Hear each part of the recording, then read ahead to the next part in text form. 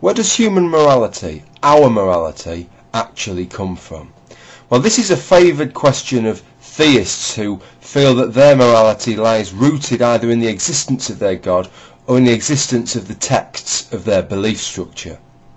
What I aim to do in this video is to provide a view, my personal view, on where all of our moralities come from, atheists and theists alike. In his book The Ancestor's Tale, Richard Dawkins warns us about what he calls the tyranny of the discontinuous mind. The human mind is very complex and human morality is very complex. A discontinuous mind only sees black and white. It only sees A or B. It doesn't see anything in between. But when we deal with complex things such as human morality, we have to accept that the actual answer may not be the simplest answer. We may not be able to just boil things down, distill things down to one factor. Let me present my case to you now. First, let's consider that which most directly links us to the rest of the animal kingdom. Although we may shy away from using the term morality when dealing with other species, what is clear is that the members of many other more cognitive species do not mindlessly go around raping and murdering their fellow kind. Instead, the opposite is true. Instead of murder, we see ordered relationships and hierarchies, with fatal conflicts avoided wherever possible. Instead of rape, we see elaborate courtship rituals run to well-defined, unspoken rules. We see devoted parents nurturing their offspring in ways most of us would deem as well worthy of praise. You see, there are evolutionarily selfish reasons not to rape and murder, which apply to us all as they apply to my domestic cat. The same goes for nurturing our children, aiding our relatives, and for forming bonds and friendships. In most cases we can make an evolutionary case for what my cat does, and the same case applies just as much to me. So I ask, is it not beyond absurd to assume that all mammals have these instincts and predispositions except one solitary species, Homo sapiens? Indeed, time and again experiments on humans, including some on monozygotic twins separated at birth, have shown strong correlations between our genetic endowment and resultant personality traits. At the most basic of levels, we are predisposed towards behaviours which aid our successful reproduction, and our successful reproduction is also the successful reproduction of those genes which guided the behaviour in the first place. In fact, it is difficult to imagine how any species could avoid having such innate predispositions, such as the situational advantage that it confers. This then provides the very deepest roots of our moral compass. It is our innate feelings and tendencies honed directly on the wheel of natural selection. It is at this point that my morality is charged by a factor that my cat seems not to possess, something that humankind takes to a level almost beyond the obsessive and compulsive. That something is called empathy, the ability to put oneself in another's shoes, and it is something we humans do far more than most of us realise. Whether we are shrinking at the vicariously felt pain of another, or feeling elated, moved or concerned at someone's story, our tendency to try and externalise from ourselves and view the world through the situation of another is overwhelming. Even as I compile this video, I am unavoidably and instinctively imagining how the content may impact on anyone who takes the time to watch it. Clips such as this one typically elicit a very predictable and instinctive response, especially in this case amongst other men who can associate with this poor chap more closely. Give it a few more seconds thought though, and many of us will also have considered how the opponent may have felt having delivered such a blow. This is something we do almost constantly throughout the day, appraising everything we do through the eyes of others and appraising the concerns of others as if they were our own. Clearly, for this to have become such a big part of our mental makeup and such a differentiator between how we work and how my cat works, something very significant must be going on. It is my view that this ability to empathise was and is crucial to the development and continued refinement of our morality. And this is where it really starts to get interesting.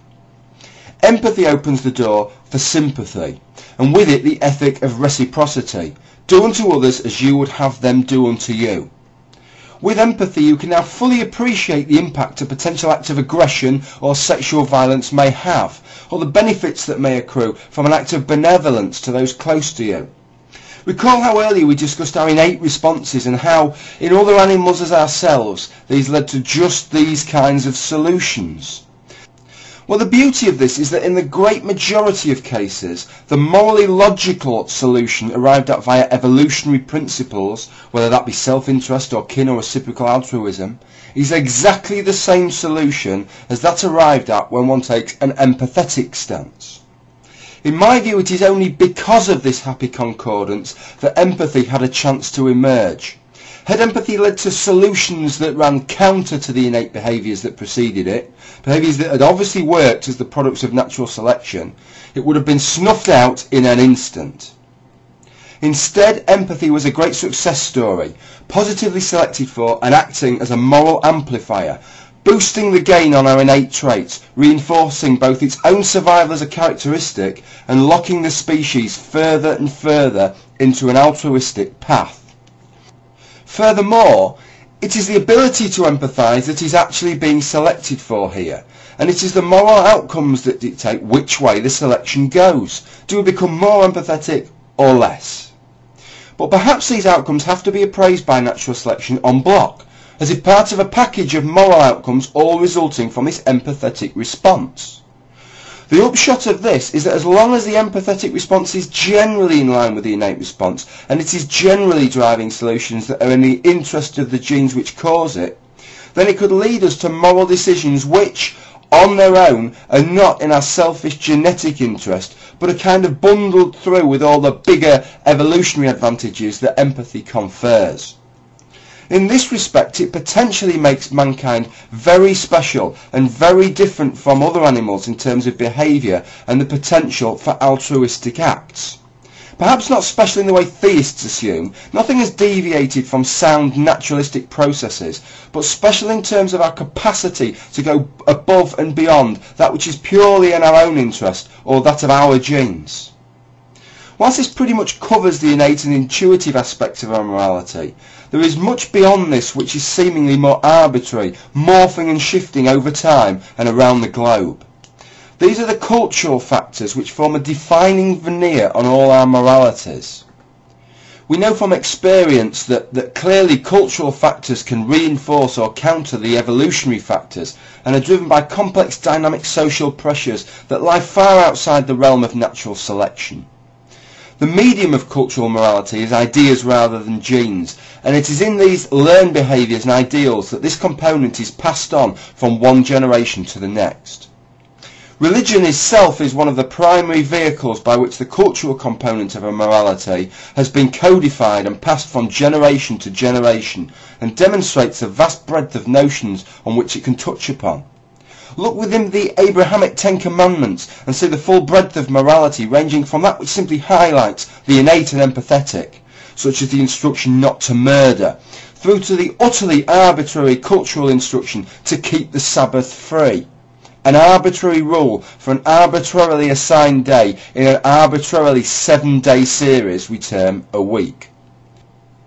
So these three factors taken together then is the source of all our moralities, directly and indirectly, regardless of our beliefs.